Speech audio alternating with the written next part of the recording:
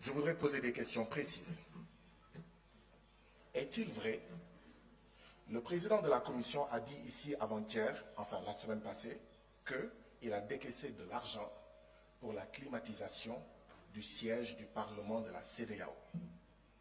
Et ce jour-là, aucun membre, aucun député, aucun membre du bureau n'a rien dit. Et il a dit que ça fait longtemps qu'il l'a fait.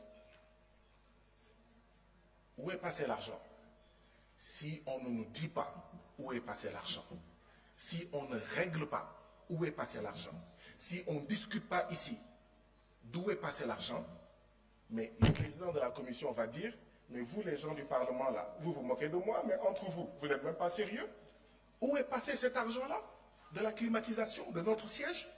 Deuxièmement, est-il vrai qu'il y a des surfacturations sur le carburant du groupe électrogène du siège du Parlement de la CEDEAO? Troisièmement ou quatrièmement, est-il vrai qu'il y a des surfacturations sur les billets d'avion des députés de la CEDEAO et autres? Je veux des réponses précises pour que nous sachions clairement ce qui se passe. Nous ne pouvons pas être les peuples les plus pauvres du monde. Et si c'est vrai, on surfacture le carburant, on surfacture les billets d'avion, etc. Qu'il y ait des gens qui vivent sur le dos de la communauté et des prélèvements communautaires. Monsieur le Président, je sais que oui, tout le monde aime l'argent. Mais Monsieur le Président, si on termine une réunion le jeudi, on ne doit pas payer le vendredi ou le samedi. J'ai honte de le dire, hein? Mais nous, on termine des réunions le mardi, on est payé mercredi, on est payé jeudi, on est payé vendredi. Ça, c'est de notre faute, nous parlementaires, mais l'administration également a une part de responsabilité. Est-ce que ça va continuer? Ça ne peut pas continuer. Moi, j'aurais honte de regarder le peuple nigérian dans les yeux, le peuple sénégalais dans les yeux, le peuple béninois dans les yeux et lui dire « Je suis payé pour des jours que je ne travaille pas. » Il faut que ça s'arrête. Et ça existe. Monsieur le Président, est-ce que les travailleurs des différentes institutions de la CEDEAO ont le droit syndical?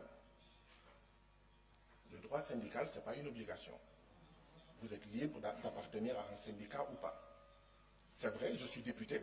On peut dire non, non, non, non, les députés, ce n'est pas leur problème de s'occuper des intérêts matériels et moraux des travailleurs. Non. L'intégration que nous prônons, vouloir le bonheur pour nos peuples, ça commence d'abord pour le peuple qui est là, qui est là. Et qui sans eux, on n'est pas là. Est-ce qu'ils ont le droit syndical? Est-ce que leurs droits syndicaux sont protégés? S'ils refusent, c'est leur affaire. Mais est-ce qu'au moins on leur reconnaît le droit syndical ici? À la page 65 du rapport. Je termine là-dessus, j'ai terminé. Monsieur le Président, j'ai terminé. À la page 65 du rapport, c'est les ressources humaines, direction des ressources humaines. Défi, effectif insuffisant. Nécessité de mettre à niveau le service, faible budget, etc. Tous ces points-là, ça demande de l'argent. On ne peut pas accepter qu'on surfacture alors que la CEDEAO dit qu'elle n'a pas suffisamment d'argent. On ne peut pas accepter des surfacturations. On ne peut pas accepter d'être payé pour un travail que nous n'avons pas fait alors que la CEDEAO, toutes ces directions disent qu'elles ont besoin d'argent. Je vous remercie de votre aimable attention. Thank you, Honorable